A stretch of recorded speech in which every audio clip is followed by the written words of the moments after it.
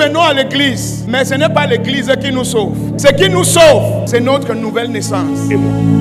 Ce qui nous sauve, c'est notre nouvelle naissance. Et ce n'est pas l'église qui nous sauve.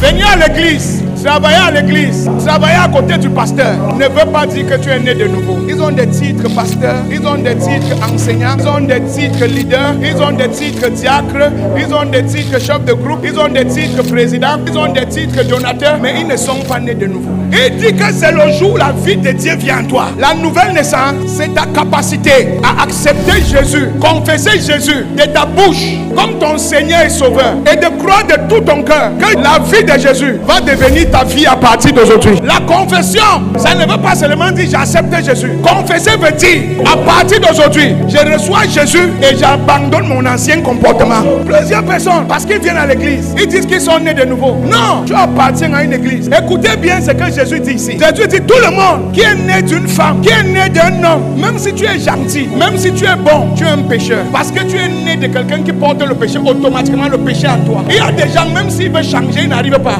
Même s'il pleure, après il recommence. Pourquoi? Parce que ce qui est en lui, c'est la semence du péché. Et il dit que quand tu es dans cet état d'esprit, tu es coupé de Dieu. Il n'y a pas de relation entre toi et Dieu. Il dit la seule façon pour que toi et Dieu vous soyez un, pour que tu sois né de nouveau, pour que tu puisses vivre une bonne vie, la seule manière, c'est de croire en la grâce de Dieu. C'est d'accepter la vie de Dieu. Pourquoi? Parce que quand la vie de Dieu vient en toi, ça vient remplacer la semence du péché qui est en toi. Et ce que tu ne pouvais pas faire, tu commences à faire. Toi qui ne pouvais pas pardonner, tu te rends compte que tu peux pardonner. Toi qui ne pouvais pas donner, tu te rends compte que tu peux donner. Toi qui ne laissais jamais tomber, tu te rends compte maintenant que tu laisses tomber. Qu'est-ce qui s'est passé?